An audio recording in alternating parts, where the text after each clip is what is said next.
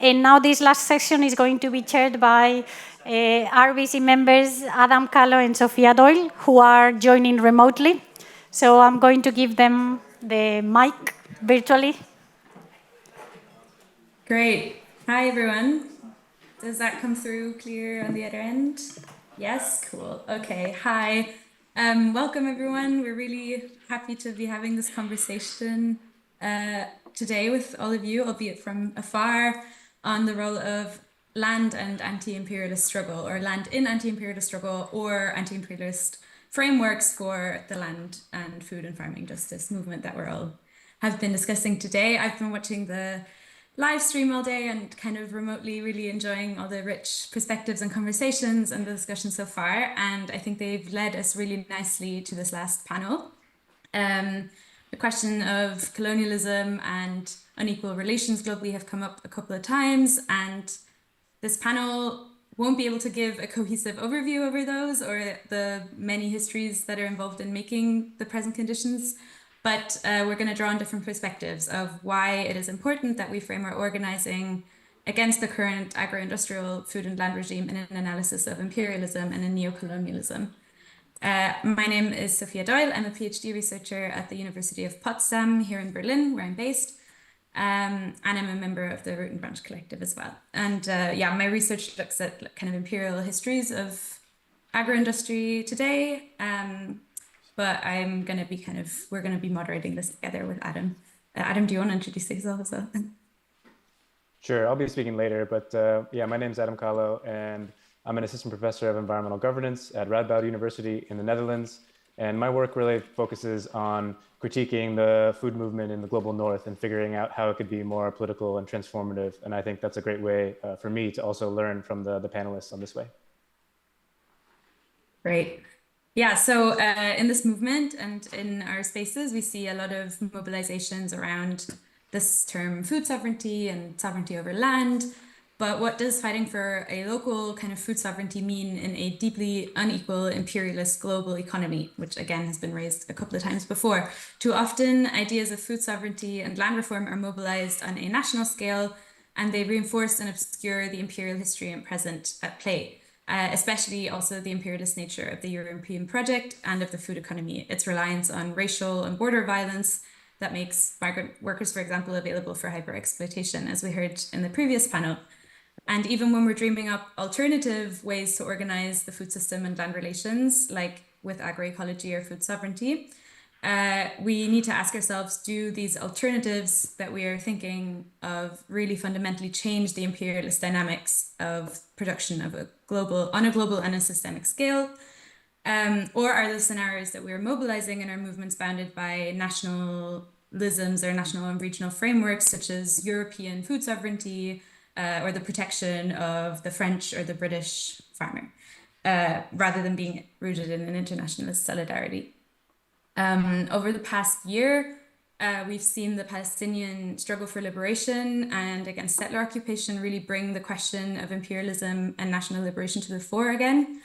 We are witnessing globally how imperialist hunger for profits and continued authority to shape the responses of our governments that continue to fund, feed, and fuel the US-Israeli war machine, laying waste to life and land in Gaza and in Lebanon, despite unprecedented mobilization of people of power in the streets. The farce of so-called liberal democracies in the West, whose promise of freedom and equality, I should note, have always been inexperienced very differentially by the poor, by racialized people, people without status, and imprisoned people. This farce has been laid bare, and the veil has been ripped off even for anyone who maybe was convinced that they were living in kind of liberal democracies governed by Western values or whatever. And the imperialist dynamics of the global system have been laid bare. Palestine is a focal point and a lens through which we understand the system, as are the movements and revolutions across the globe, especially in the global south, and their violent suppression. For example, in the Sudan, the Organization Against Extractivist Genocide in the Congo, and Organization of Migrant Land Workers here in Europe. And we'll also hear about other cases today.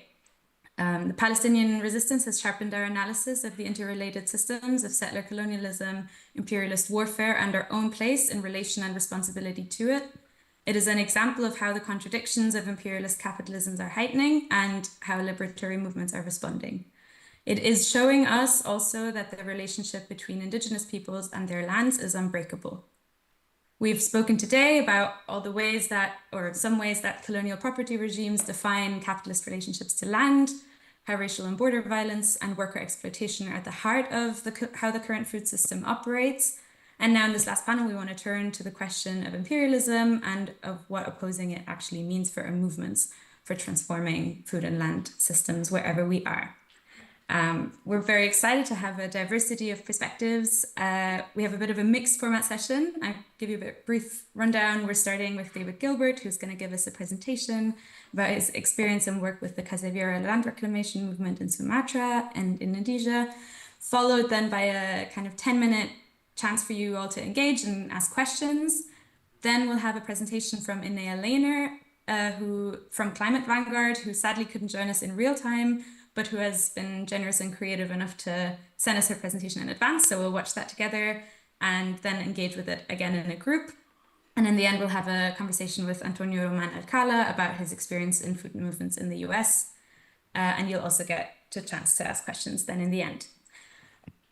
For people watching on YouTube, hi, you're welcome, and feel free to use the chat function next to the live stream also to engage, to share comments, and if you have any questions you would like to pose to the speakers, we can then bring them in this hybrid format. So let's begin. Long intro. David, do you want to introduce yourself? Should I introduce you? Hi, everyone. I'm happy to introduce myself. I'm David Gilbert. I'm a political ecologist, originally from California. I work on the faculty at the Autonomous University of Barcelona. And yeah, let's begin. I'm really grateful to be here today, talking about locating agrarian struggles for land. And my thanks to the organizers, especially Clara sitting next to me. And for all the important conversations we had today, I feel like we're building and sharing together. I want to open with a sense of urgency. You know, we're facing a polycrisis, open wounds of imperial war, economic exploitation, ecological devastation. What way out?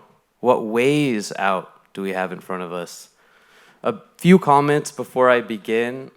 I'm going to be presenting my new book today, and I wrote most of this book while on the unceded lands of the Ohlone peoples in so-called California.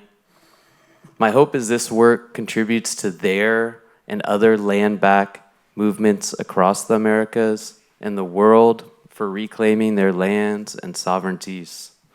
Because of the fraught situation in Indonesia, I use pseudonyms for all the names and places in this work. I wanted to start today actually with the cover of my book from a wonderful illustration by Surya Wirawan. I spend a bit of time with Surya in my book, but I'm not going to be able to get into it today. The illustration includes a slogan, a protest slogan you can see there. And in English, it would mean humans protect, nature provides, kind of orienting us to this agrarian cosmology, a highly political agrarian cosmology that I considered in the book. And Surya is a member of the Taring Padi artist collective. Taring Padi I translate as the fang, like the fang of the rice plant. And they played a critical role in the street protests and occupations that contributed to bringing down Major General Suharto's New Order, one of the cruelest and most murderous dictatorships of the 20th century.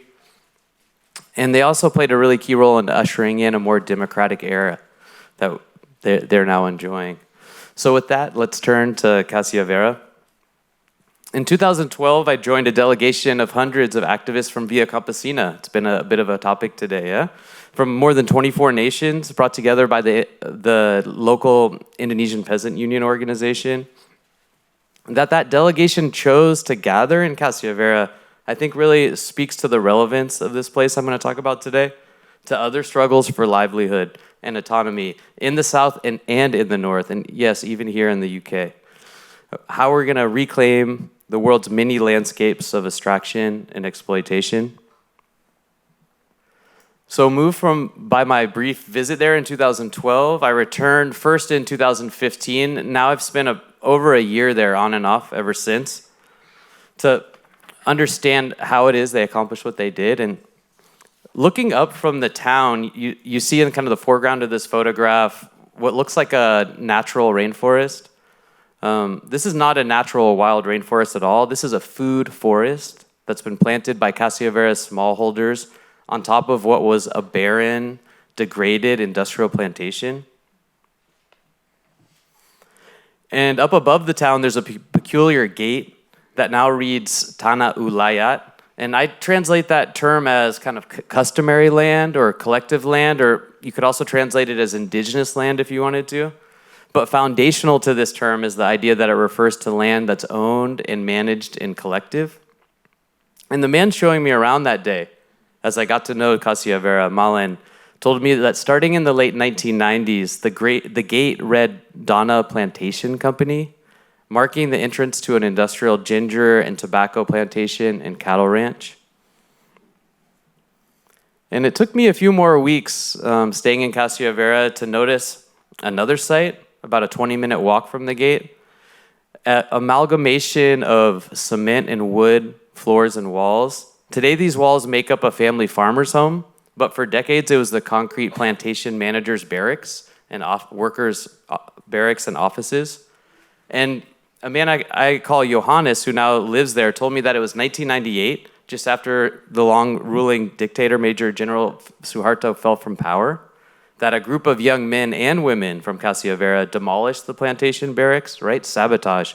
It was a self-evident statement, Johannes told me. It was one way we drove out, or mengusir, the company.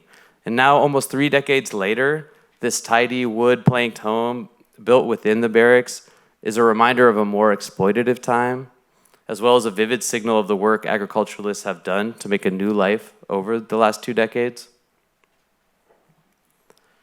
So I came to spend a lot of my time in Cassia in and about these plots that you can see in front of you, scattered across the land.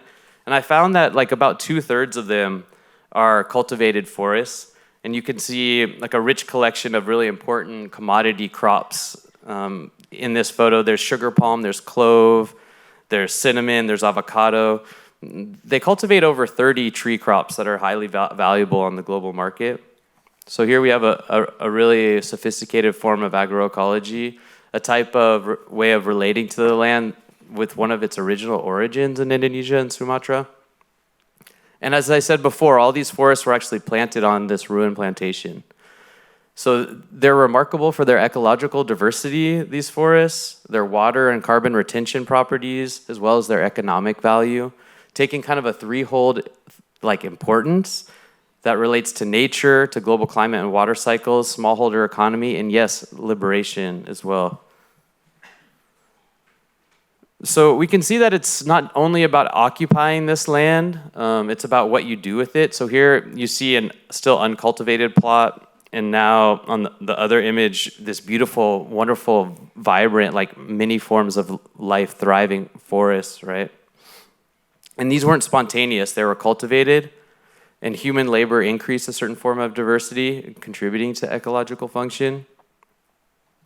And working with a local artist, we illustrated these changes that happened over time, a period of 2 decades or so, where plantation overlords, men and women laboring coolies, ranch hands, planters, pickers, pesticide sprayers, all of this has come to an end. And we have this new assemblage of life, right? Emerging as a mosaic of homes, food forests, different forms of smallholder economy. And in my book, I'm really asking, how is it that a group of Cassia one-time plantation laborers occupied, reclaimed, and restored this land to plant these agroforests? And it's important for me to point out a little bit about my positionality at this point before we get into the most conflictive matters.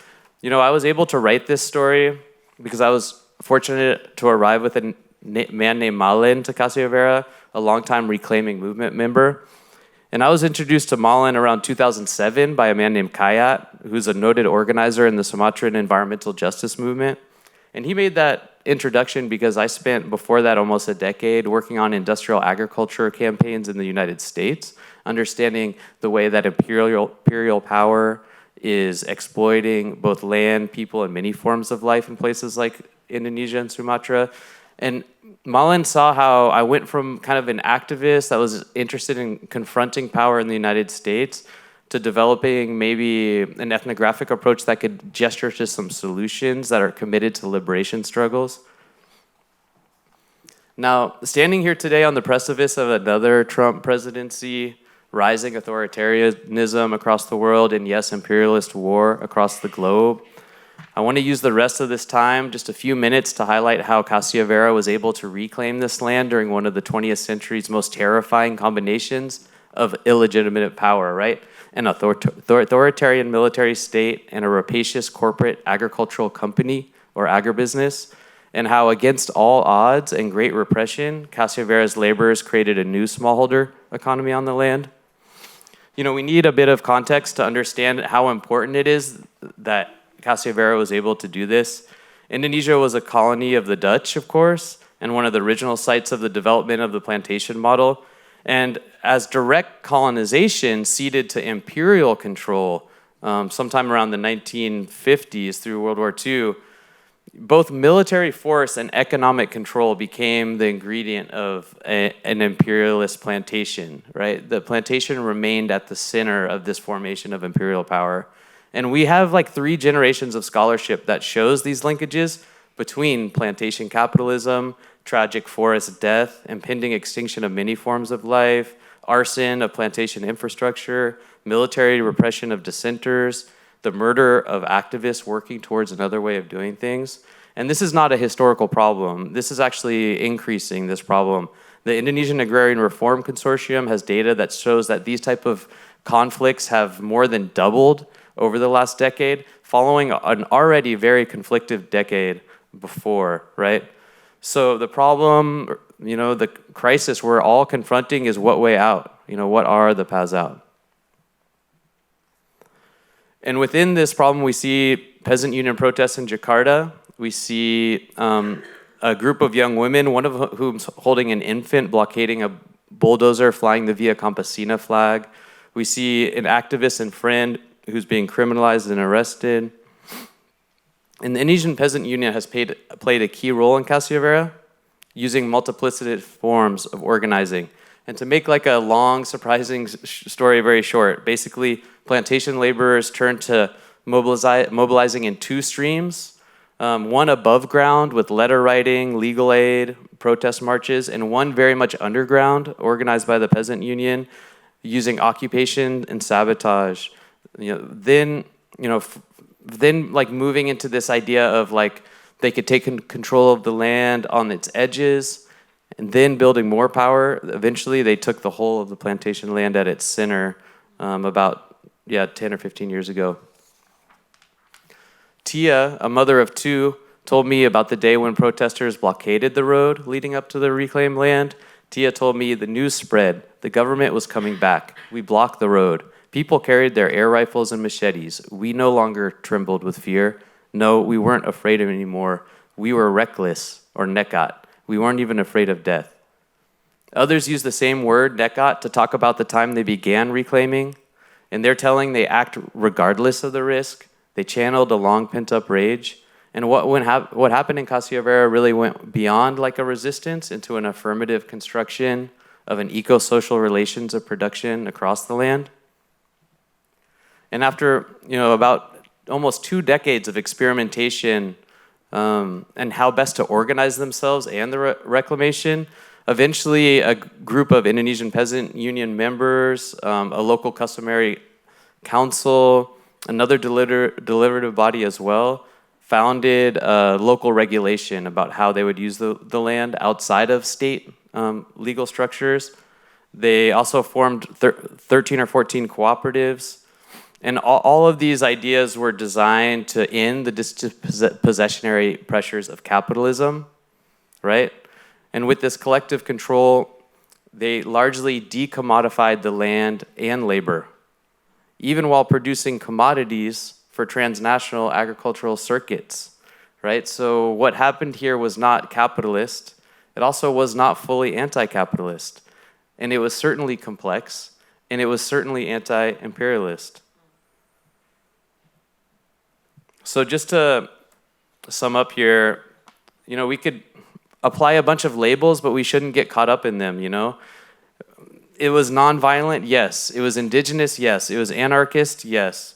People loved there to call themselves anarchos, but really it was about autonomy and freedom and multiplicitous forms of organizing, to no longer be a plantation laborer. Yes, there are challenges, there are contradictions. A few are very severe. I talk about them in the book. It's important to acknowledge them.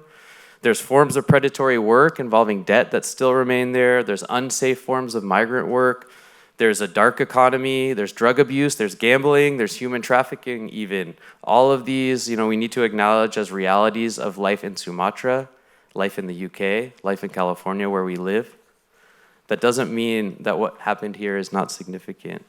Especially, we should note, though, that these forms of direct action won't hold a wartime imperialism at bay on their own, much less something like a genocide that's occurring in Palestine, right? This was a nonviolent form of direct action. But when we're facing wartime imperialism, we need another set of strategies. Still, when thinking about millions of people that are part of land struggles from California to Palestine, Casio Vera's reclamation can inform and inspire. The almost 3 decades long durability of the place speaks to the feasibility of these strategies for related struggles to confront industrial agricultures and by extension economic imperialism. In Casio Vera, after at least 3 generations of people wanted their land back, the urgency of these desires did not go away, right? This urgency did not fade away with time. The same could be said of many land back struggles, indigenous struggles in California, where I'm from, decolonial movements, and anti-imperialist ones, as in the right of return movements in places like Palestine. So Casio Vera suggests the importance of orienting around these activist mobilizations to create the political space to experiment with new political, ecological farms, to resolve some of these critical problems of the economic, especially agrarian economic aspects of imperialism. It also shows how you can institutionalize this power and hold on to it and create durable forms. Thinking about going above ground, policy, unions, and also below ground, reclaiming here in the UK to the USA, Latin America, Southeast Asia, and beyond, right? This is our solidarity position, right? We're talking about being allies and accomplices. So I'm going to close it here for today and say thank you.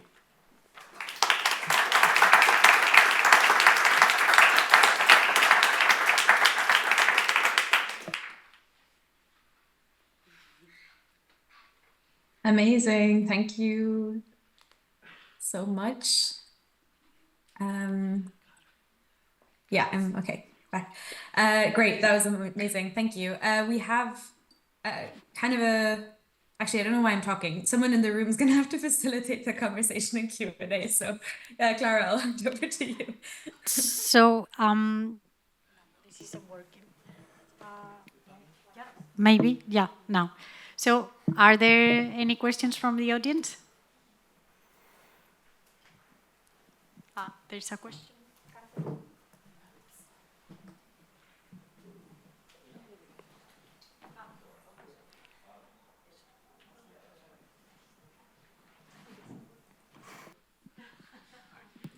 Sorry about that. Hi, that was absolutely fascinating. Thank you so much for that. I just wanted to ask, what effective conduits for solidarity with this process are there in countries like the UK? Like, is there an Indonesia solidarity campaign that we can support and join? I want to make sure that process continues and grows, because that was extremely inspiring. Thank you so much. Do we want to take maybe 2 or 3, and then I can respond? Yeah, absolutely. Is that working now? That's fine. Thank you very much. Hello? Yeah, that's definitely working. Thank you so much for the talk, and love the look of the book as well. My only question was I know you've specifically worked in this region and done work with one, sort of community working directly in their land. If we zoomed out, what can an individual in this city, I'm a student, so we can use student as an example if you like. What action can I take? Is it like, do I spread the awareness, or do I stop buying from a certain place? what can I sort of do to help any movement like this across the world? Is going local the best way to go? What sort of action would you recommend, basically, is what I'm trying to ask. Thank you very much.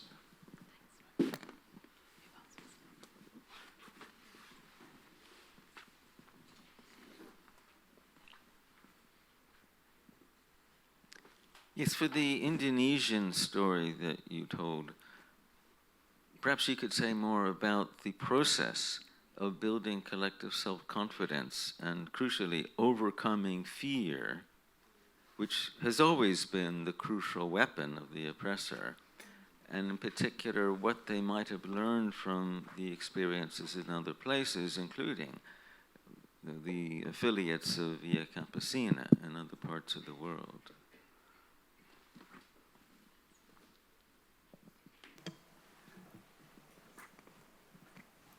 Following COVID-19, I was aware Indonesia had a problem with its food security, and they introduced new programs such as social forestry and the food estate. Under these new sort of regimes, how are they resisting legibility on their own land and appropriation from the government? Great. Well, thank you for the questions. Maybe I'll start with the last one. Yeah, COVID-19 was a huge challenge for many people living on land, right? The land question kind of became heightened, just like the urban question did. People in Casiavera and others in the network that I work with immediately began a program of mutual aid that was incredibly successful. They set up a new, what they called a terminal, which we would call just like a warehouse, using cell phones to raise money, and quickly went out like across the countryside and started buying produce, figuring out when things were coming to harvest, and bringing it to that terminal in kind of like a peri-urban zone, and then distributing it based on need, requests that could come in through WhatsApp, right? So like you see where this type of organizing primes us to be ready for emergency, right? And of course, like no disaster is actually natural. No natural disaster is actually natural, right? There's issues of poverty, of land access in agrarian areas. And actually I think in my experience of COVID-19, and also similarly not similarly, there's a lot of differences, but also the experience of Casiavera, people in rural areas were better off than in the urban areas. It was really almost became a project of agrarian solidarity with urban Indonesia. Also in California, there was like agrarian solidarity happening with the most dense parts of the city in terms of food. So we see that like these type of networks that get incredibly strong during the most contentious parts of land struggle, we need to keep them and maintain them. Of course, there's going to be a lull, and there should be, because like the amount of energy it takes to sustain a land struggle is immense. But we have to make sure those networks still exist so we can respond for other things that will come up. And of course, like processes of accumulation by dispossession are always ongoing, right? There's always a new threat to Casiavera to take that land. There's been many recent attempts to take this land. Just like any gain we make, there will be another threat to it, right? So we need to think about how we create these networks that really can go, into the future. And new tools and technology, cell phones, the thing we all have in our pocket are incredibly useful. Not like for posting on social media, but for creating these forms of mutual aid. And I love this question. I think it came from Les. Can we hear more about the process? I mean, that's really what the book is about, like this history and this process. So just because of time, I can't go too deep into it, but there was a process of experimentation.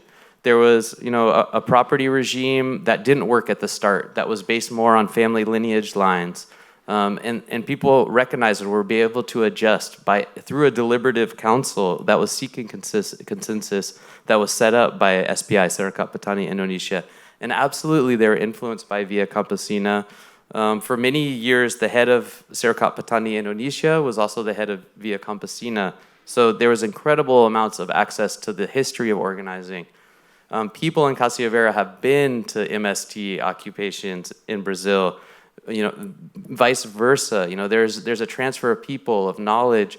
As I mentioned at the start, the delegation that came to Casiavera to celebrate what they had done was actually releasing a document called the Bukit Tinggi Declaration, where they were solidifying some of this knowledge, both in terms of objective, but also actual like mutual aid practices, right? So this institutionalization of struggle is really fundamental. And of course, Indonesia basically had to start from scratch. After 1968, a pogrom against what was then the largest communist party outside of Russia and China, the leftists were completely wiped out, right? So they had to innovate upon what survived, like this terrible time. And so there was, a lot of building up of knowledge. In terms of a solidarity campaign, I'm not aware of any solidarity campaigns that are going right now, like with this particular struggle. As you mentioned, there are some quite active campaigns against oil palm plantations that are rapidly expanding. We actually saw a picture of a Wilmar plantation up here. I helped set up that campaign, as I mentioned, against Wilmar that started in 2008 with the Rainforest Action Network. And they're very much continuing to work, and they're very much engaged. And every year, more and more of that campaign is actually centered in Sumatra. So check out their work, definitely comrades. What can we do for people that are here? I mean, I think one of the things I was trying to say is like, yes, there's different contexts, different material conditions, different histories, different identities. But we need to take these sets of politics and tactics very seriously for where we live and implement them where we live. It's not enough to say I'm in solidarity and engage in a fundraising campaign. Although redistribution of capital in any way is like incredibly, incredibly important. But we also need to think really seriously about where are these leverage points for us in our lives? What type of risks we're willing to take on? If we're not willing to take on certain risks like against the law, how can we help others challenge policy, change policy? One of the things I'm most proud of in terms of like solidarity that I love to talk about is actually, I helped set up a community-supported agriculture program in Indonesia based on a model that I learned about participating in California as a young person, right? Just sharing that knowledge, and it's been incredibly successful. So like, we don't always need to live in a state of contention to make real change, right? And I always think that we need a different perspective about, you're either into confronting power or you're not, or you're either a consumer environmentalist or not. No, we need to do all of these things and think about how they connect, right? And at what point in our life we can engage in certain forms of advocacy, and at what point of our life we're doing a different type of advocacy. So like it's a personal decision, right? And it takes a lot of reflection, but there's so many ways to plug in for sure.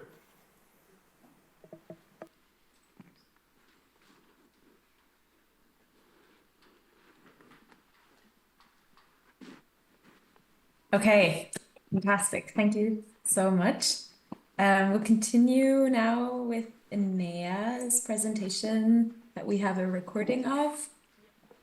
And we actually have Enea joining us via the phone in transit. So she's present in here with us now, but we'll still watch the pre-recorded video, which I'm very excited about. And then we'll also have a round of engagement with that.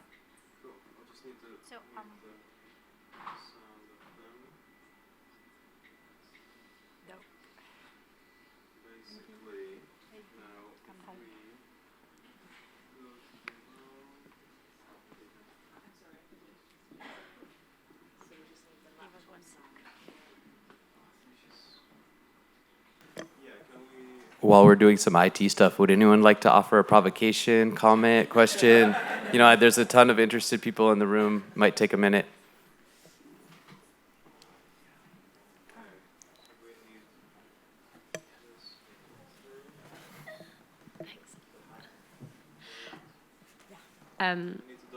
Yeah, fine. So I really like the aspect of your work that's looking at the use of the blockade and the resistance from the organization and the movement in Indonesia. And you're talking about how it's important for us to see the relevance of these strategies in our own context. So I'm just wondering if you know of any contexts in like global north, minority world, contexts that have used these kind of direct action blockade sort of tactics that we could also draw inspiration from in a I guess a situation that's maybe more politically similar to our own. Sorry. That's all right. If you could understand that over the double. Yeah, let's. I'd love to send you. I recently wrote a paper about blockades, kind of not across the world, but in places I know. So like, there's some places we could talk about and build and think about. Yeah. Both driving and extremely vulnerable too. And even during our studies, discussion and literature. I mean, for me, one of the biggest reference points is, I think it was 2012, right? Standing Rock, the movement against the Dakota Access Pipeline. That, in its heart, it was a blockade, right? It was a protest camp, but they were trying to block this pipeline. But we learned that even that wasn't enough. The pipeline was built. So we need to think about the importance of blockades as just one of many tactics, right? Because you can't imagine like a more energetic, committed blockade than that, I think, in terms of nonviolent struggle. And still, it wasn't quite enough when facing like economic imperialism and oil, right? I think it's plain now. A thought-provoking and enjoyable day thus far, and that this panel will also hopefully be fruitful. I so wish I could be there in person, or at least join in real time rather than recording. But I want to express my immense gratitude to the Root and Branch Collective for allowing me to still participate in this way, despite the complications from my side. So, my name is Inea. I am a part of Climate Vanguard. We are a youth-led organization based in London, working to empower youth movements through anti-imperialist, eco-socialist political education. Although the topics of land and agroecological transition are not the central focus of Climate Vanguard's work, they are very close to me personally. I grew up on a small family farm in rural Wisconsin in the Midwest of the US, and my agrarian upbringing gave me real proximity both to how beautiful and creating of community that agri-food production can be, as well as to the deep rot and dysfunction of the capitalist industrial food system and how in dire need it is of radical transformation. And so I went on to get my bachelor's and master's degrees in agricultural science at the Federal Institute of Technology in Zurich, Switzerland, in the hopes of gaining knowledge and experience that would allow me to help people like the community that I grew up in have slightly easier lives, and also to ameliorate the drastic ecological impacts of industrial food production. But unsurprisingly, my liberal, technocratic, reformist education did not provide me with satisfactory explanations or solutions to the social and ecological crises of the food system. Crises that we know it's both driving and extremely vulnerable to. And even during my studies, I'd come across discussion and research and literature about agroecology, which was by far the most inspiring work that I'd encountered. But a lot of it, especially that coming from and studying Europe and North America, still fell into very liberal and localist ways of thinking about social change. And there was often kind of a notion that we just have to get more people to buy smarter and healthier, more people to go to farmers markets and join CSAs, create more niche pockets of agroecological autonomy, and then that would kind of outcompete the industrial food system. And on the other hand, we have to, of course, get the state to finally regulate agriculture, to protect small farmers and ecosystems as would be the right thing to do. And while none of these are wrong goals per se, but it always felt to me that they were misaligned with the broad systemic change, the necessity of which was and still is on everyone's lips. So it was clear to me somehow, and I believe this all the more now, and with a kind of clear idea of what that means, that food system transformation can only and will only occur as a part of a broader societal transition. Agroecology may be a critical tool in building that world, but it alone won't get us there. But it wasn't until I was introduced to the work of some incredible anti-imperialist Marxist scholars of land and food politics, like Kai Heron and Max Eil and other comrades at the Journal of the Agrarian South, that I began to encounter ideas and proposals that actually gave me some intellectual substance and political direction to the way I was thinking about the food system, and thinking about the world more broadly and how capitalism operates on a global scale. And so this was all a very, very long introduction, but my point here that I was trying to make is that without an understanding of imperialism, capitalism on a global scale, we cannot understand the food system or the social and ecological crises that the food system and we are all facing. And without an anti-imperialist politics, we will never bring about a radical transformation of the food system towards agroecological sustainability and global justice. So I kind of want to spend the rest of my time exploring and posing some questions with regard to what that really means. How can we, advocates and movements struggling for a more just food system, for agroecological transition in the global north, adopt and carry out an anti-imperialist politics? I suppose it could be good to clarify what I mean by imperialism. I apologize if this is kind of a definition you've already been discussing throughout the day, but generally, as with political education, I think it can be useful to engage with the concept of theory through different people who present it differently, and then you can kind of solidify and stabilize your own understanding of it, or realize how people differ in their own understandings. So yeah, when I say imperialism, I'm referring to the systematic transfer of value from the global south to the global north, and the uneven development between the south and the north that this drain of value leads to, and which also is required for this drain of value to take place. And when I'm talking about imperialism, I also think about the associated processes of violence and super-exploitation. And so, as I said before, imperialism is how capitalism plays out on a world scale. It results in polarized capital accumulation in the global north, primarily Europe and North America, through the underdevelopment and de-development of most of the rest of the world. And of course, the global food system is deeply entangled in these imperialist dynamics. Imperialism occurs through a range of mechanisms, one of which being ecologically unequal exchange, which refers to the extraction of natural resources and labor from the global south through international trade at suppressed costs, while ecological and social burdens of production, including pollution or soil degradation or health impacts, are borne by the populations or the ecosystems of those regions in the south. So again, it's the value embodied in commodities that are being traded is flowing to the north, whereby the social and ecological costs are being shouldered by the south. So if we take an example like bananas, a favorite example of the ecological left, so yeah, countries in Central America, the Caribbean, like Honduras, Guatemala, Dominican Republic, are major producers of the bananas consumed in the global north.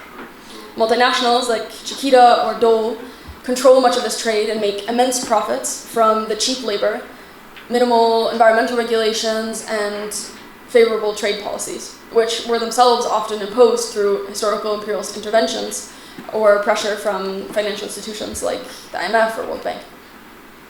So zooming back out again from that example, the economies of global south countries, shaped by the legacies of colonialism and ongoing neocolonialism, are organized in a way that relies heavily on the capital and resources controlled by multinational corporations and financial institutions, usually based in imperialist countries. This structural dependency means that their economic activities are shaped to serve the interests of these powerful actors rather than the needs of the local populations. Following anti-imperialist revolutionary and theorist Amilcar Cabral, imperialist domination ultimately boils down to a denial of oppressed nations' sovereignty over their resources, labor power, infrastructure, and crucially land, all of which in Marxist terms can be referred to as the productive forces. And so, according to Cabral and many others, the necessary process to overcome imperialist domination is national liberation, or the realization of popular sovereign control over the productive forces and their development. This is why anti-colonial and anti-imperialist movements and revolutionary governments seek to expropriate capitalist entities. It's why agrarian and land reform are so central to radical and revolutionary projects the world over, from Mexico to China to Cuba to Vietnam to Zimbabwe to the MST today. This redistribution of land is an assertion and a building out of popular sovereignty that weakens capitalist and imperialist interests. So for us, a commitment to national liberation for all oppressed nations must be at the center of our anti-imperialist politics. This means we have to back the movements struggling for national liberation around the world, as they are at the forefront of the resistance against imperialism and thus are key actors in the kind of systemic transformation necessary to bring about agroecological transition. We can look to MST, we can also look to the resistance in Palestine. We owe them radical solidarity and must organize around and uplift their demands. And I know that saying we must stand in solidarity with radical movements in the global south can sound a bit banal. We've all heard it in a left space before. But what I'm speaking about is a more fundamental political shift that emanates from those solidarities, entails shifts in what kind of change we're aiming for, what we can do to get us there, and who our allies are in that process. We need to build movements with teeth, with real teeth. And so we have to figure out what is our vision, what is our strategy, and who are our comrades. Those struggling for agroecology need a broader, more systemic political vision of a world transformed that includes the food system, but goes far beyond it. Because food sovereignty around the world is possible only through the dismantling of imperialism. We, at Climate Vanguard, advocate for eco-socialism as a radically different social system that centers collective human and ecological flourishing rather than profit maximization. But ultimately, the vision of a movement, or the vision that a movement is struggling for and struggling around, must necessarily be cultivated and negotiated within the movement itself, ideally guided by the rich revolutionary theory and history. And this kind of political vision can help guide a long-term grounded strategy for transition and provide a revolutionary North Star when struggling for reforms. And because struggling for reforms can be, and often is, necessary, but without a kind of North Star, such reforms can become the goal of the movements themselves, which is not a transformational winning strategy. And I think this is what leads to the European coordination of La Via Campesina doing cozy photo ops with Ursula von der Leyen, rather than seeing her and the system that she represents as our fundamental opponent. We can only win by building social power, meaning we have to relearn how to do mass work. We need to ask ourselves how we can serve the people that we need to be the mass base of our movement. The MST, I think, does this well and understands that grassroots agrarian reform that they are carrying out through land occupations and land redistribution is essential to building popular power towards a greater revolutionary end. But both of those things can be true. They're redistributing land and taking more control of their collective reproduction and seeing that as a way of building power towards revolution. They're contesting processes of survival so that communities can meet their needs and continue in the struggle. Yeah, so the strategy we need includes organizing workers and people more generally here in the North to weaken the capacity of our states and of corporations to exploit the global working classes. The vast majority of the most exploited are in the global South, but we need to reduce their capacity to exploit us as well. And we need to weaken their capacity to repress the movements that are resisting them so that these movements have better conditions to revolt and win. And again, I think we have to really center national liberation movements that are at the forefront of resisting imperialism. So for example, we can join those organizing for arms and energy embargoes on Israel right now, like the Palestinian Youth Movement and the energy embargo for Palestine, both of which operate in Britain and with whom an anti-imperialist agroecological movement in Britain should be in coalition. And this coalition is key. we have to understand that the broader movement for societal transformation is necessary, both to dismantle imperialism and to transform the food system. Because it is by and large the same structures and forces that profit from imperialism that stand in the way of an agroecological transition. And moreover, given the high degree of alienation from agriculture and from land in our societies, as tragic as it may be, I do think we're operating in different conditions than a lot of the movements in the South that are more peasant-based, because people have this connection to a greater degree yet. So I do have serious doubts that a movement focused on agroecology first and foremost can build the movement to abolish the current state of things in the food system and beyond. And I feel very similarly about the climate movement. Climate action, agroecological transition, weakening imperialist powers from within. All of these can only occur if we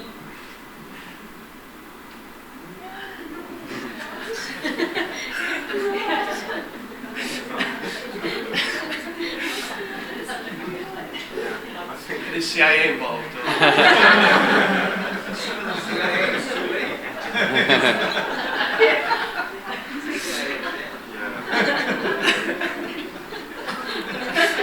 Anea, you still there?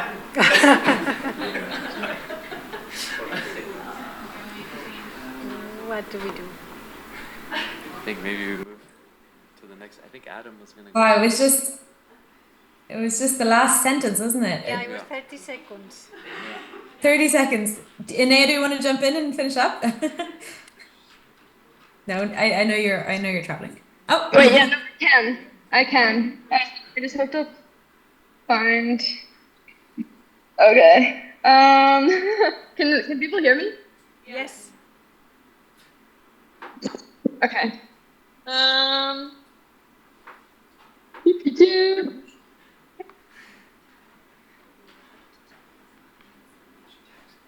Okay, yeah. Climate action, agroecological transition, weakening imperial powers from within. These can all only occur if we build the kind of alliance of the working and oppressed, mass organizations that can both understand the particularities of transition. So what is to be done on the ground to wrest more of our collective reproduction from capitalist control, and the kind of movements, the kind of organizations that can build the social power necessary to contest and ultimately win the state so we can continue building a new world. And so with that provocation, I will end my talk. Thank you all for listening to my rambling. I hope that something in there was useful and that the ensuing conversation is lively. I'll just say that these conversations are hard, these questions are hard, and there are no straightforward answers, or at least I don't think so. But it's an honor to get to think through them with you all. Thank you. Yeah. Amazing. Thank you. Great that you could actually be there live. That's our luck. Okay, amazing. We've got some time now, again, for in-room discussion. And I don't know, Inea, if you want to be part, it can actually be a back and forth as well, but we were also just inviting people's engagement in the room.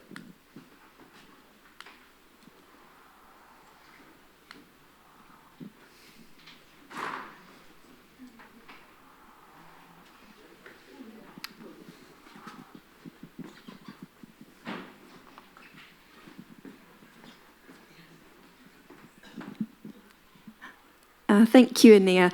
A question for you, and I think it's one that I have a background in kind of family philanthropy and funding and this kind of work. And one of the things that I've really started to question in the last month or so is just to what extent these kind of changes need to be done via outsider action versus kind of stakeholder action.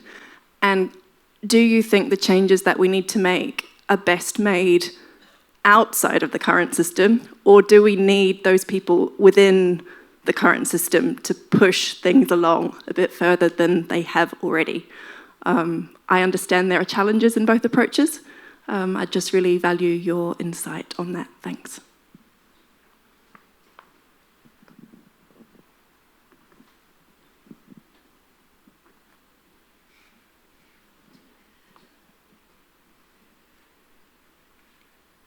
Should I respond?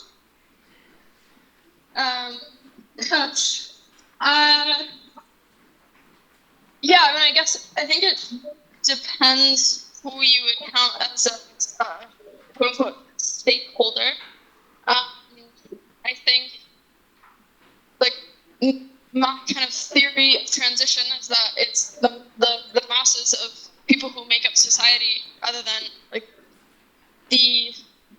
those who kind of technically have power in the system, as you said, right now, that have to feel that change. So if that, I guess in that respect, I would say it has to come from out. Though, as I said, like, I think struggling for reforms is still really important. Oh, sorry. Sorry.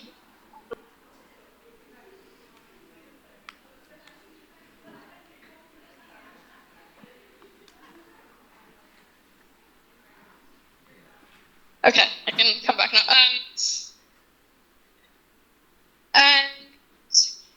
So I think our orientation has to be can't be just like towards asking those who are in power to kind of to get their stuff straight and do the right thing, but rather building mass organizations that, as I said at the end, both start thinking seriously about like, what do we have to do to build this new world, but not thinking that those alternative systems can just out-compete capital.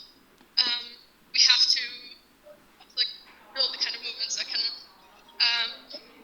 take action also for capital. I have to now. Final.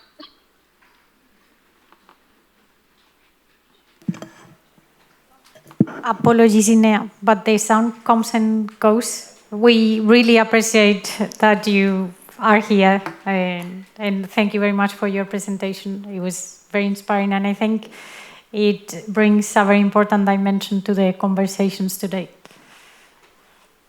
Thank you very much.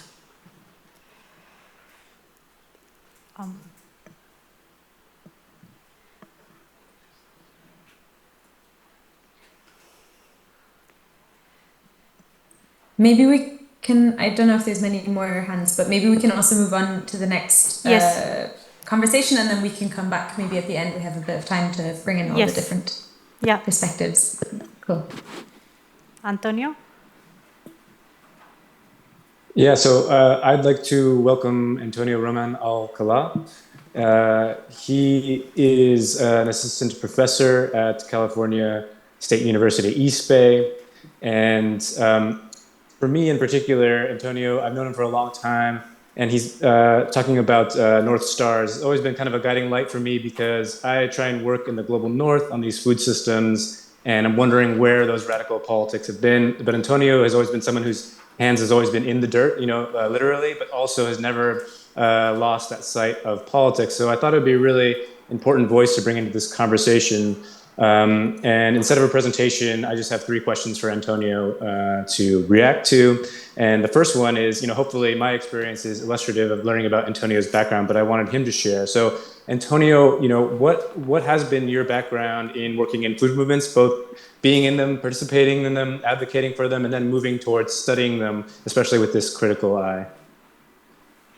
Awesome, thank you, Adam, and thanks everyone for organizing this. Important topics to discuss, and I think part of the solutions towards dealing with these issues is at least providing space to discuss them to start with. So yeah, I come from a background of doing a lot of different political work before I ever got into food.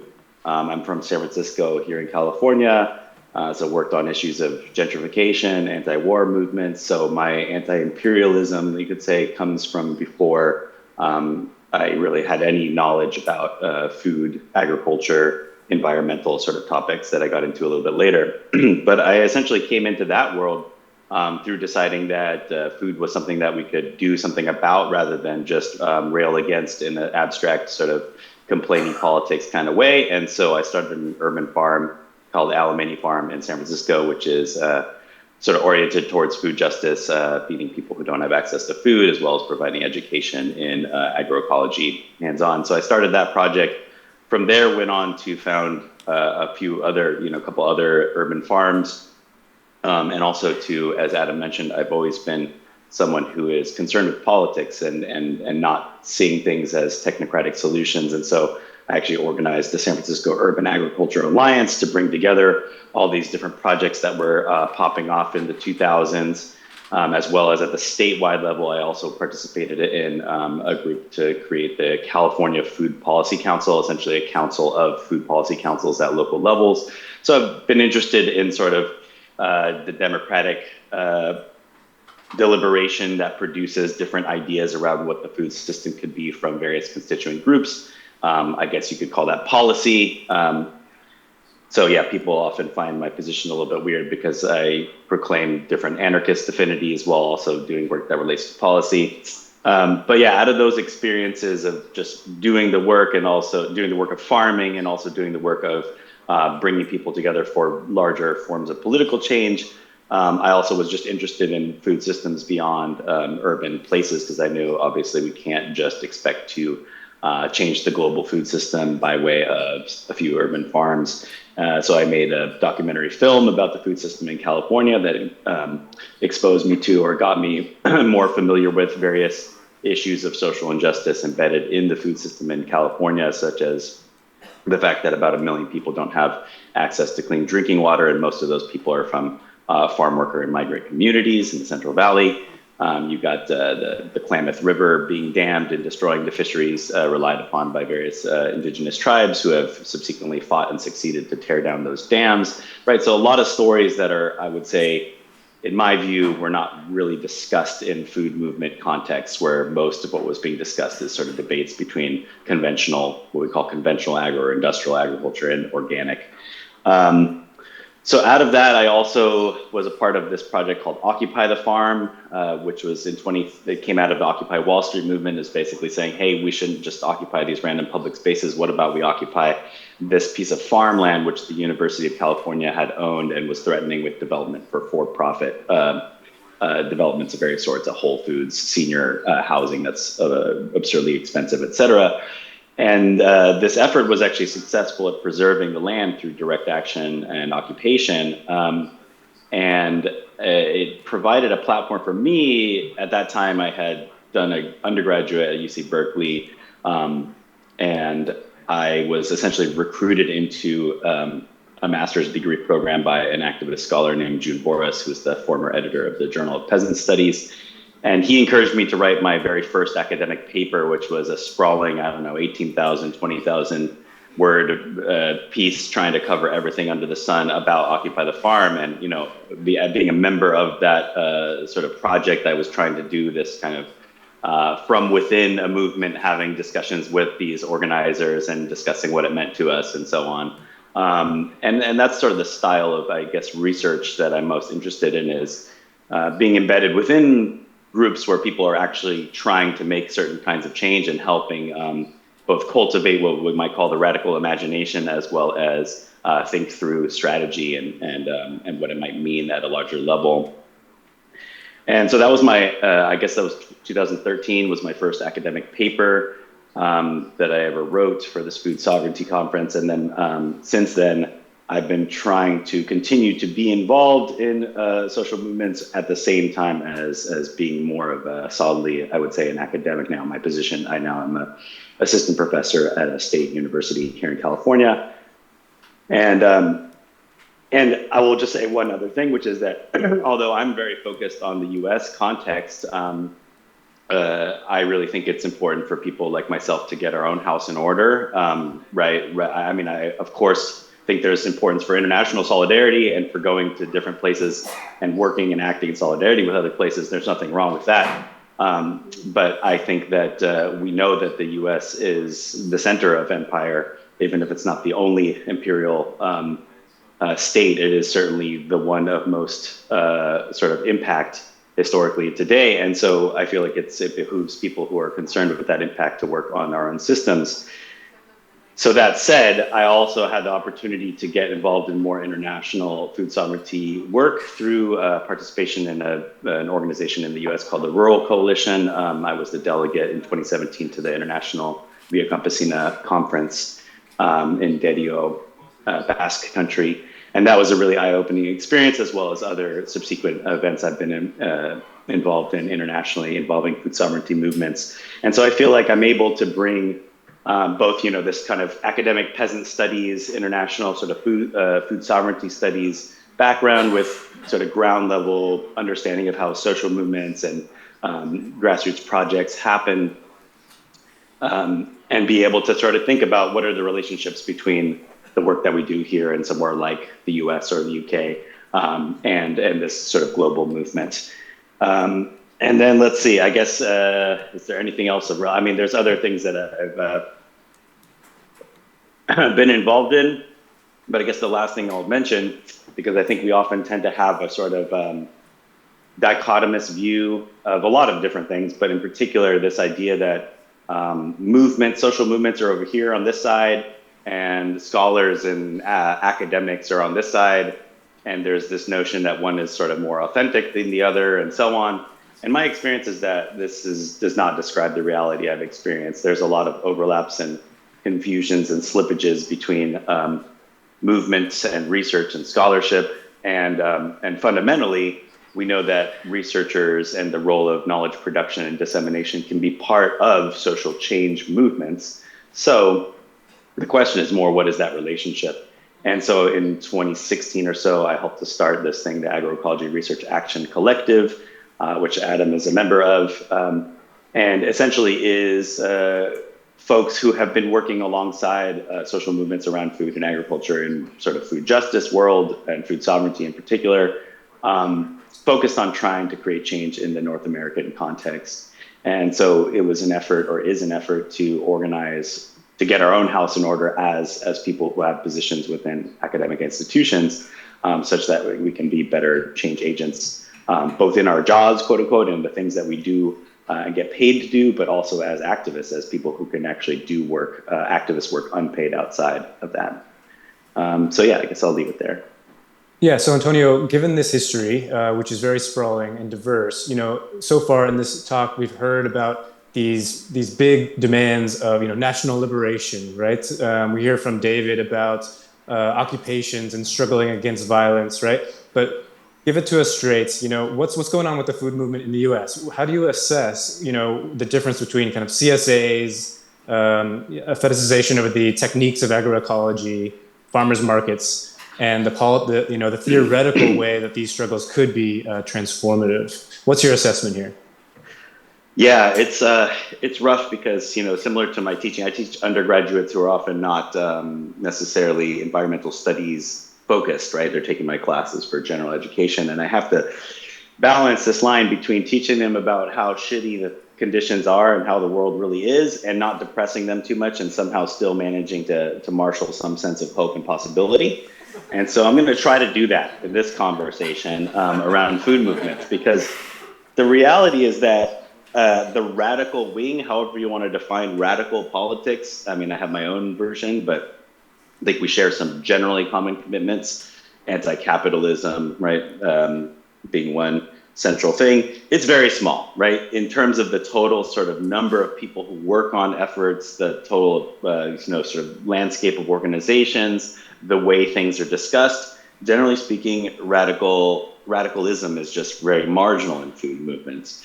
I would say that the sort of positive news, and what I actually am trying to finalize a book about these subjects, is that largely due to the impact and influence, increasing influence and visibility of Black and Indigenous and other people of color as well, but especially Black and Indigenous sort of leadership in social movements in the US and in discussions about social change more broadly, that this has sort of precipitated a little bit of a radicalization among food movements, even those sort of white-dominated or more what were conventionally considered middle-class or consumer movements. And so we've seen a lot more sort of use of anti-capitalist rhetoric. I would argue it's still mostly a vibe more than an actual sort of learned knowledge or practice of how to be anti-capitalist in a capitalist world. But at least there is discussion of capitalism where I would say 20 years ago when I was starting to do this work, it was hard to get anyone to think about capitalism as a relevant topic for a urban farm project or a farmer's market or whatever. So there is increasing anti-capitalism that I think is sort of hopeful, but it doesn't necessarily translate from individual level ideas and sort of affinities to the level of organizational response. So what I mean is that still few organizations are willing to proclaim anti-capitalism or to describe what that means and how they want to see a change away from and towards a vision of a world that is not capitalist.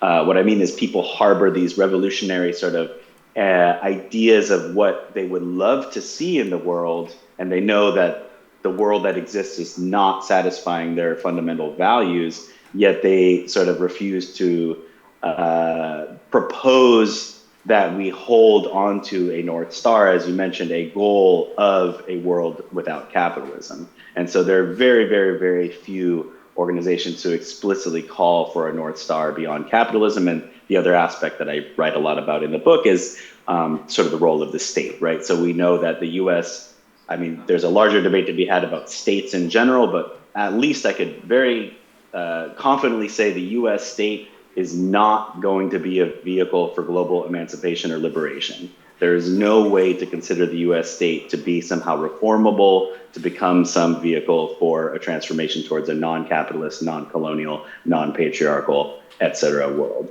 So many of the BIPOC leadership organizations in the food space sort of have this understanding of the US state that the white organizations tend not to. And I think that that this is also a little bit shifting due to various factors. And one of them is unfortunately the genocide of Palestine, right? And of Palestinians and the fact that people now see the more brazen ways that US empire operates even today.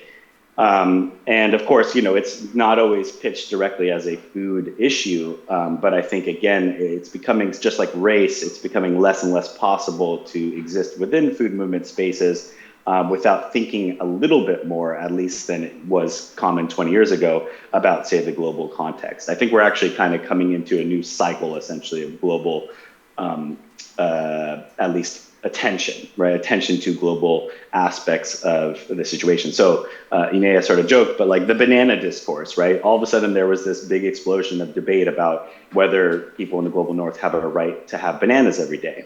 And I think that that kind of discussion harkens back to also issues of solidarity with, for example, the Central American revolutionary efforts of the 80s, when there were connections made through things like coffee buying clubs, where people were thinking about the role of international food trade in relationship to how to be in solidarity with essentially socialist experiments, socialist efforts around the world. And so, I don't know, I think that there are some positive openings, even though generally speaking, the movement is small, it's pretty weak, and I would say it's very politically unsophisticated, meaning that there's a lot of strong opinions about politics without necessarily a lot of deep thinking or reflection or overt study going on. And I don't mean academic study, right, necessarily. I'm thinking of, you know, Fred Moten and Stefano Harney, you know, talking about study as being this practice that movements have always done, right, where we create spaces to gather, to debate, to understand our conditions. It's, you know, basic Freirean education model. And I think that this is something that food movements in the US, at least, have just not really prioritized for a long time. And I think it's sort of a very obvious baseline tactic that needs to be increased and improved, which is political education, right? Having processes where we understand the basics of the conditions that we face. And that includes things like having an understanding of what is capitalism, how does it operate, how does it constrain the potential positive effects of various kinds of alternatives. But it also is, of course, about imperialism. What is the history of imperialism? I mean, I have students who have no idea that the US has had so many interventions in other governments around the world for so many decades, and not hundreds of years, right? It's mind-blowing how much we still have to do basic education to get people at a level where they'd be interested in an anti-imperialist politics, right? We can't assume we can build an anti-imperialist movement with people who don't even know the basic sort of contours of US empire and its history. So Antonio, yeah, you pretty much answered my third question, and then looking at which was to say, given the failures or the struggles of the food movement, what are some strategies? You mentioned kind of bringing in new class and racial interests that have previously been excluded. You talked about re-enlivening debates about imperialism and just basic political economy. But in 1 minute left, which is the time that we have for the panel, can you just focus a little bit on the land question? Does a refocus, which is a theory of this group, does recentering land in food questions help us bring some of that politics? You've written a recent paper about this. Yeah. And then just give us your top line, because I know the audience will want to talk to you. Yeah. Totally. I mean, I think of course, I'm a big partisan of bringing back the land question. I've been trying to write about it since 2015 or so. And I think that the reason why is, of course, like land, as Malcolm X said, is at the center of all revolutions. We all know that land is central to an agrarian politics, but more broadly, any kind of politics can be connected to it.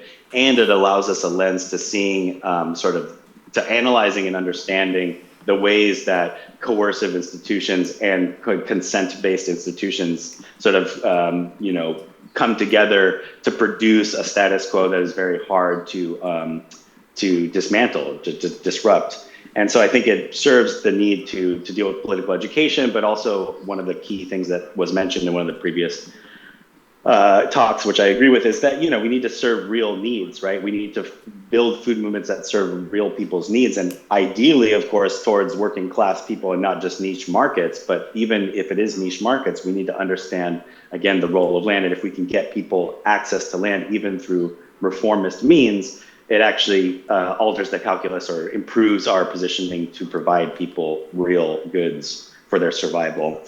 So I think that's also very helpful. It also provides a platform. Land can provide a platform either in terms of occupation type actions, but also once you have access to land, sort of a more solid foundation for various kinds of disruptive and oppositional kinds of social movement action, which I think is a key missing piece for food movements in the global north, generally speaking.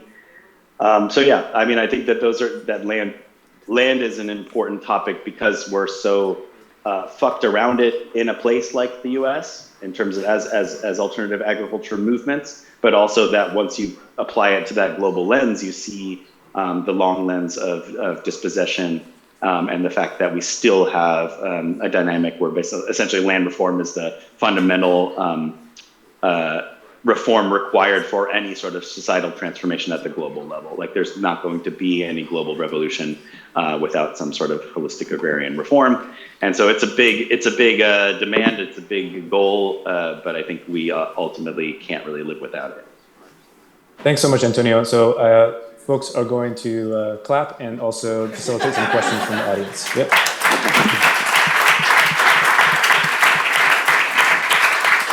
It's funny to see clapping and not hear it.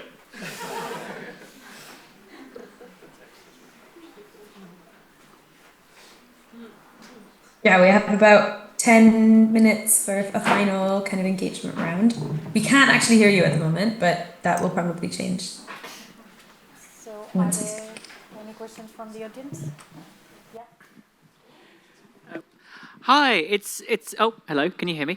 Hi, it's a bit of a general question that's kind of to the whole panel, but it's more because it's just because I saw it mentioned at the start of the session about the sort of land back movement, and it's something I've been asked about a little time in sort of like in personal discussions and in my own work, and it's and basically I don't really know that much about it. I know it's like a movement for sort of indigenous stewardship of the land, and I was just wondering whether anyone could give me like a just a quick sort of like summary of what the movement is, what its goals, and whether it's got any application to a country like the UK, where while the UK colonized lots and lots of countries, we haven't got an indigenous landless population in the same way. So yeah, I just wanted to ask for a quick introduction to the movement, if that's all right.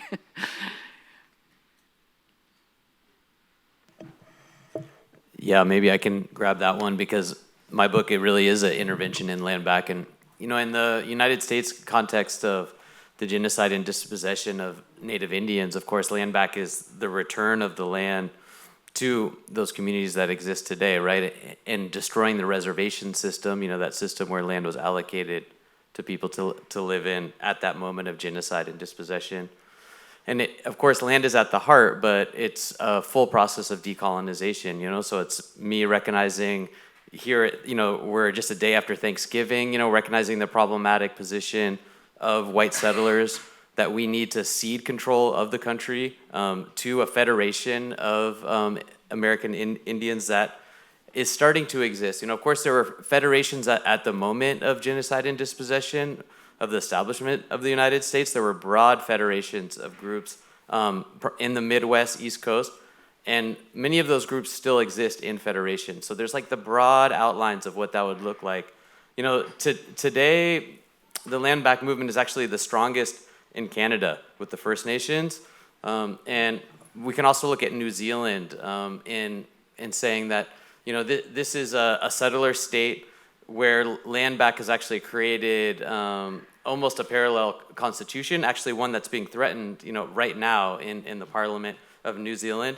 That there's the basis for expanding that type of control and power and indigenous power. And there's still a lot of questions that haven't been worked out, as far as in my very humble understanding. How exactly would the transfer of control look like? What type of redistribution would have to unfold?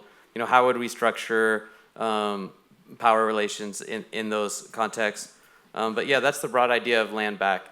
How it applies here, it's far beyond my expertise. But certainly the first panel, looking at the highly unequal control of land and property in the broader UK region, and understanding how you redistribute land, understanding that of course there were wars of conquest and colonization that unfolded in the history of these islands, right?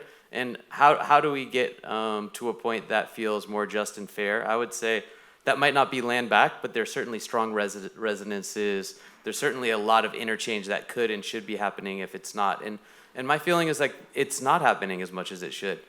So yeah, we really need to start thinking about how we're speaking the same language between these movements, and yeah, really engaging in this idea of what does it mean to decolonize the core itself? That's something that hasn't been thought about enough, I think. Can I add something to that? Please, Antonio, thank you.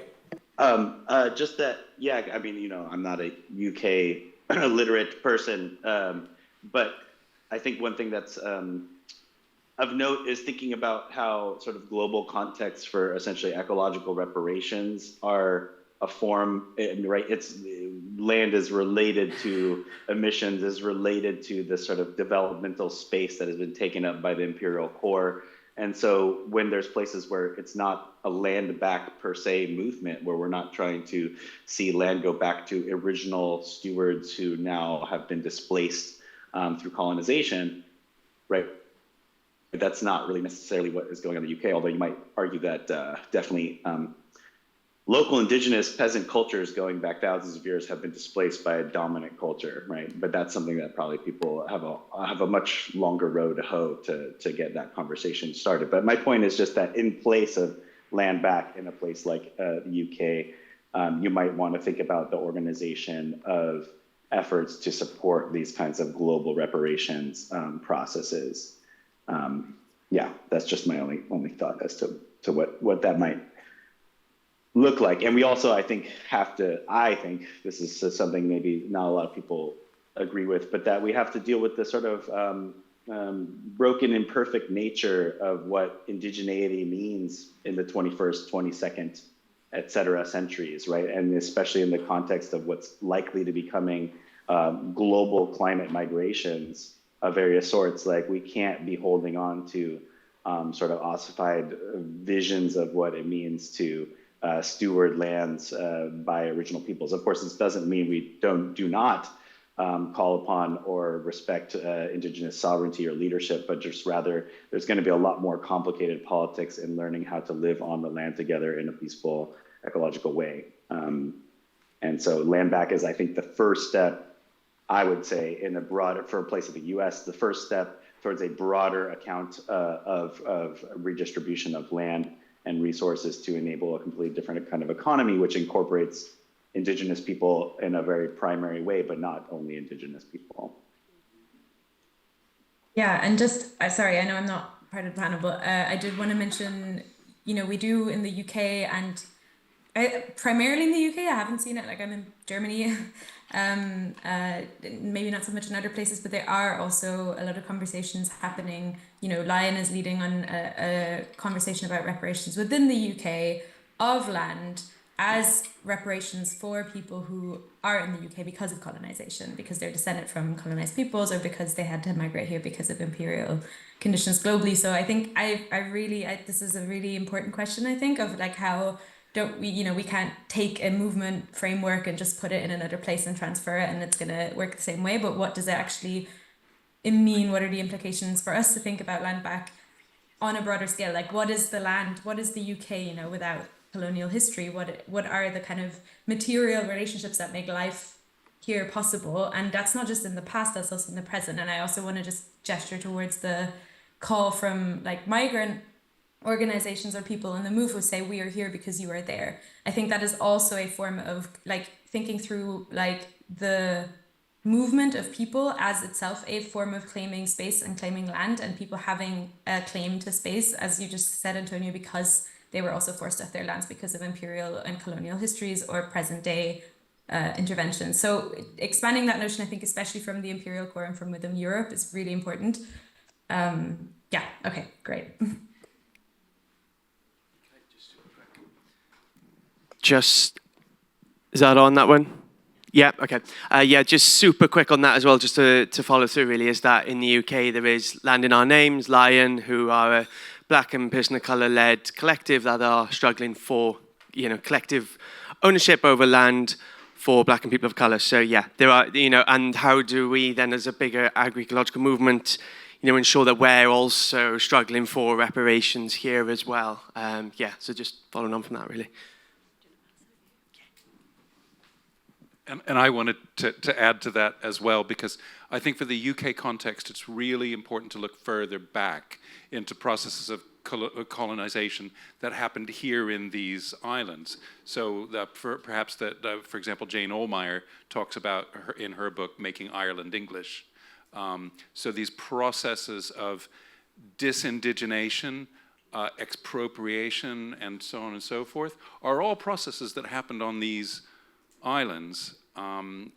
We just have to look further back, and I think that there are, you know, land back has all sorts of relevance to the forms of colonization that continue to happen here on these islands, because we tend to think of colonialism as being extensive, but they are also intensive.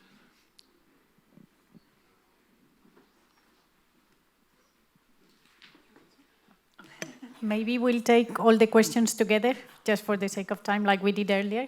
So there's one question here, another one there.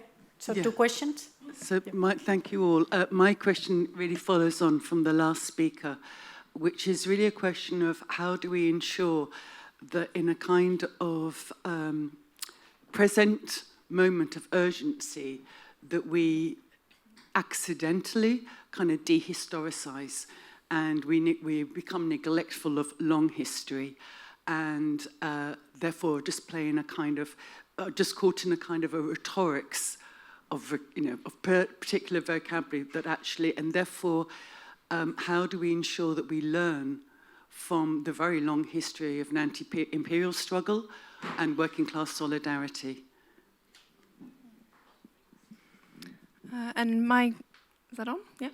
And my question was just around how we can start exploring the UK's position as being almost the exporter of some of the farming systems that we have. I know that there was real outcry when a trade deal was done with New Zealand about it supposedly lowering our food standards. But I think there also needs to be a bit of self-reflection there, that New Zealand's agricultural system was possibly set up by the UK, and to what end do we as the UK need to take responsibility and start making reparations for that? And how, I think it just reflects more on what the Commonwealth is, and it's certainly not what the question in the Life in the UK test is, which is, they phrase it, what are the benefits of being part of the Commonwealth? And now I just think some self-reflection there would be quite helpful.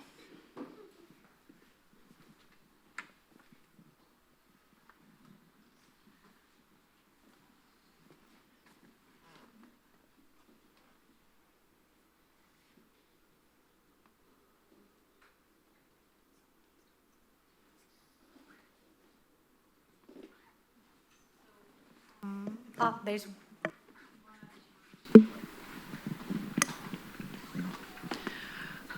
I'm sure it wasn't intended in that way, but I just don't think we can end the conversation on reparation of one state to another. It doesn't feel that it fits somehow the conversations had over the day. I wanted to just come back to the local and thinking about how that figure of 8 between the local and the global, if we work with intention, political intention, because of this urgency that we've been talking about, can actually connect up quite a lot of the struggles that many of us are involved with, multiple struggles that don't start and stop on a kind of lateral plane. I think there's so much work that we can do to make those connections, bring those connections, and also, to be honest, in the communities that I work with, those connections are there. People have come from all over the world. They've got their lived experiences. They've got extraordinary things to offer up in an articulation of a resistance, whether it's around food or other things. And part of, I think, the work around bringing a radical imaginary to that is to actually afford some respect for that. We're all in this. We've got extraordinary lived experiences everywhere, and we have to make space for those voices, not just to be heard, but to actually lead and shape and form the kinds of work that we do around land struggles and food and clearing up this mess.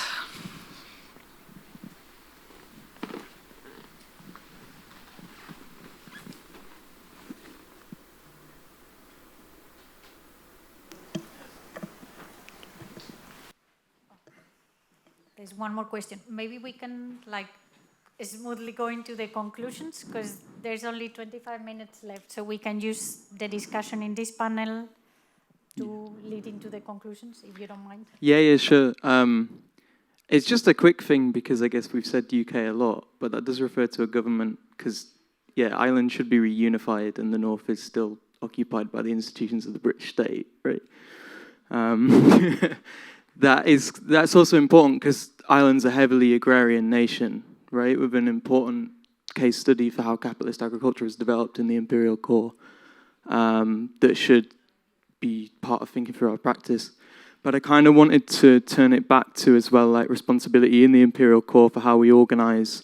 I think in Inia's talk there was a really clear steer there to be thinking about how in the belly of the beast we target the diplomatic, financial and resource flows that we back, and one of those is land grabbing. And I think there's an important work of scholars and activist collectives here to think through how the institutions of the British state, the British financial system and capitals are really doing that. And I appreciate not every speaker, as said, has a massive interest in Britain and the British state, but if there's any other suggestions about key areas that we'd want to focus on practically as people who research, as people who intervene and activists on our responsibility in the belly of the beast. Yeah. I will take this opportunity to advertise an event by the London Mining Network tomorrow, which is precisely. Are you from the London Mining Network? But you are aware. So.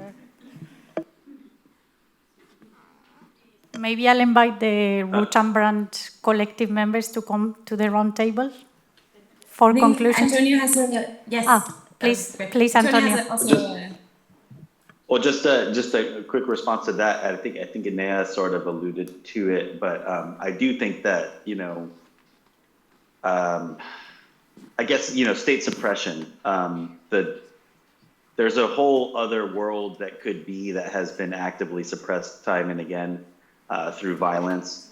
And there are mechanisms producing literally the implements of that violence, as well as the social technologies to enable it. And people in richer, global core kinds of places have an opportunity to more directly confront and disrupt those sources of surveillance and suppression. So I think, for example, the model of, or the actions of Palestine Action, both in the UK and the US, are sort of leading the charge to show that we don't have to just sit back and sort of continue petitioning legislators who don't give a fuck about the genocide. We can directly disable the instruments of war. And I think this is, they didn't invent this direct action approach, but I think there are various sort of informed, research-informed targets to develop in order to develop campaigns that directly disrupt this capacity to suppress both our social movements and movements abroad. Great. I think that's a really great last word. Well, leading into the next last word, which is the conclusion.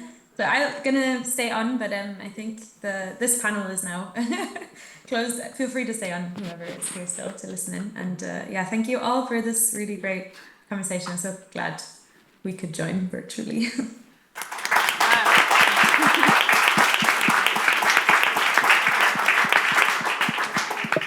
Thank you very much, and you've been very much present with us. So yeah, thank you. Do you want to come to the table? So, yeah. Yeah, we are going to keep it very, very brief, because at 5:30 there will be some closing drinks where we can continue these conversations. Even briefer, okay. 5:30. Yeah. Okay. Yeah. The energy's pretty low. Okay. The Root and Branch members have collectively decided that this conclusion point will only be 5 minutes due to energies at the end of the day. It's been like very intense, and I'm going to make the joke. A lot of food for thought. And I couldn't help it. And but so any action points, remarks? Yeah. Is this on? No. Okay. It's never on. Hi everyone, I'm Rob. Also from the Root and Branch Collective, although I can't take much/any of the plaudits for organising this event today, which was done by the people sitting around me. So thanks so much to them and the people online who were able to join us, and all our speakers today. I just wanted to end with some reflections, bringing together some of the key kind of themes from throughout the day, which I think reflect what we've attempted to do so far with this group. And I think they've emerged quite organically, not a pun, quite organically from those discussions. And one of those kind of reflections is on the interconnectedness between the panels. I think we were trying to really work holistically, and with food and agriculture, you immediately realize quite how total and entangled, to use two slightly different terms, these systems are. And I hope that we've managed to do that today. But despite the kind of heterogeneity within that and the connections, I hope that we've shown and engaged with an interest in addressing some fundamental political economic realities which subtend all of these questions around imperialism, around the generation of profit, around financialization, and around commodification, which is something we haven't talked about so much, but we have kind of latently. I also hope that we've expressed that there's a real interest here and a real enthusiasm going forward to engage with organizational forms and discussions about unions, discussions about PCPs, discussions about the processes of movement building rather than just talking about these things in the abstract. And Antonio's kind of reminder at the end to engage reflexively with what it means to come from an academic space in these circles, I think is important because that's where many of us are working from or have been working from in the past. There are a couple of unanswered questions or things which, again, I think were latent, which emerged throughout, particularly around the ecological dimension and what a member of this group who isn't present but who's been referred to a number of times might refer to as capitalist catastrophism. There is an urgency to this, and that has kind of bubbled up again through in terms of that desire to talk about transition and the temporalities of transition. There are so many other things which we're keen to kind of break down and explore, but I think we've begun to express that today with the help of all the questions and contributions from the panelists. So thanks, everyone. That's just a few thoughts from me. Thanks. My name's Daniel Hartley. My background's actually not in anything that appears relevant to this. It's in literary studies. So I lecture in English at Durham University, and I'm working on a book on that's a kind of a combination of cultural theory and early and late Marx, world literature and agrarian struggle. And I want to make a very brief point about something that's not been talked about a lot in this, but has cropped up, I think, in several of the presentations, and that's the role of imagination and cultural narratives. So Naomi, in her paper, talks about the very important cultural aspect of the narratives of the history of the clearances and how crucial that was to winning support for certain types of land reform in Scotland. Christabel talked about the necessity of a certain type of imagination of the future. Nell talked about reimagining what a farmer is. David, in his presentation, began with this wonderful piece of art on the book cover that's part of the artistic collective. And I think that even though I kind of dislike the fact that it falls to me to play this kind of airy-fairy role of mentioning the imagination in a panel, and I usually try and resist that role. I think that there is actually a really important materialist tradition of the imagination from Spinoza through to Althusser, and that it's very important to take seriously the role of imagination and representation as a material force and as a kind of an active part of disalienation and emancipation. And so one of the things that we hope to develop in the future is also thinking about the types of political imaginaries that might need to be invented to deal with some of the issues that we're talking about. So I'll leave it there. Thanks.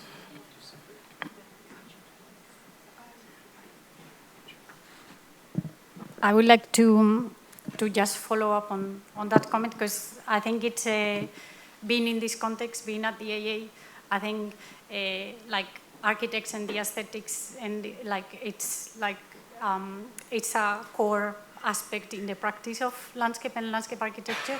So to just bring another question to the audience, which is what can be the role of designers, or how can designers' skills be mobilized towards radical movements, policy changes and organizations, and through these conversations, I guess. Yeah. Hello. I realized I didn't introduce myself at the beginning of the day, but I'm Olivia. I'm also a PhD researcher, so now you know who I am. And I was just reflecting that, the entanglement of the three different themes of the day was made really clear by Rob. But another thing that has come up over and over again is this sort of idea of structure and agency, or the local and the global. And I think it's really important that we think about those as not one or the other, not one being more important than the other, but those as interconnected spheres of struggle. So I think that's an important part of what we do and part of what we're trying to articulate today. And I think that came through really nicely on all the different panels. And I'd just, encourage everyone to consider in their work how those entanglements between those different sort of scales of action and locations of agency play out in your context. Yeah, I I hope everyone here enjoyed it as much as I did today. I really enjoyed it. And the sessions, the panels were brilliant. I thought, yeah, I've said this already, but I felt like everyone could have gone on all day. But, you know, this is what I do a lot, to like think about this stuff, right? But what I guess I want to just put out there is, please keep in touch with us. If you got something from this as well, there is a sign-up sheet on the paper on the table over there in the corner. If you could leave like an email, and if you want to hear from us, and you know, we can try and keep in touch. And we're hoping to do other events like this in the future. And also, please tell us what you'd like from us. How can we be of use? Where should this go? We're very keen on broadening this, building coalitions, going beyond or going outside of just the narrow territory of agroecology or food sovereignty, and making those connections which keep coming up throughout the day. There's all these various links and loads of places to go with it all. And as Rob was saying there, you know, the organising, the strategizing, the actions, that's something that does really interest us, and we'd like to also take forward. So thank you everyone. Does this work? No. No, sorry. Yes, well, thank you, everyone. Also, I enjoyed a lot, and I learned a lot throughout this event. And I just wanted to complement something that Clara started, which is the role of the designers, and you know, the reason why we are here at the Architectural Association. And I might be very simple to say, but I think there are three roles that I extract, let's say, from today. Obviously, one is related to the imagination, no, that Tanya mentioned, and it's something that is usually attributed to architects. No, like, you know, in general, we develop projects, we look to the future, and we imagine, you know, how the future would look like. So I think there's a lot of things to learn from today's, no, from the three different panels and how to imagine a different world. But I think there are two others that usually are not, you know, seen as part of what designers or architects or landscape-oriented designers can actually be involved in. One of them would be this idea of amplifying the work of others. No? Like there's so much work done by organizations, movements, struggles, no? That there are projects in itself. No? So sometimes students are asked to, you know, develop a project, no? And like, there's a burden for them, like, yeah, I have to imagine a project, but there's so many of them out there. So the tools or the skills that we have can be used to amplify those things. No? So it's easily something that we can just use to support them. No? And the third one would be to make invisible those things that are invisible. No? There's obviously so many landscapes, especially in the global south, but also in the global north, as we've seen, many stories to tell. No? Like Catherine mentioned so many of them in terms of, you know, exploitation, self-exploitation, that needs to be told, no? And obviously we have other means, no? Like, you know, visual representations, spatial representation, cartographic representation that can be used to reveal the ways in which the system actually works. No? Like somebody mentioned about, you know, political education being important, and I think it's something that we can also contribute on that. No? So it's not necessarily to be, you know, innovative and creating, forcing ourselves to create new things, but there are already things that we can actually use to make that useful, no, for the land and agrarian struggles. Thank you very much. Sophia, do you want to add the last remark? Sophia, do you want to add the last remark? Sorry, no, thank you all. No, I'm so huge thanks again to the AA School, to the public program, to the AV team, to all the contributors, and to really all of you who have been here throughout the day. Really grateful to all of you.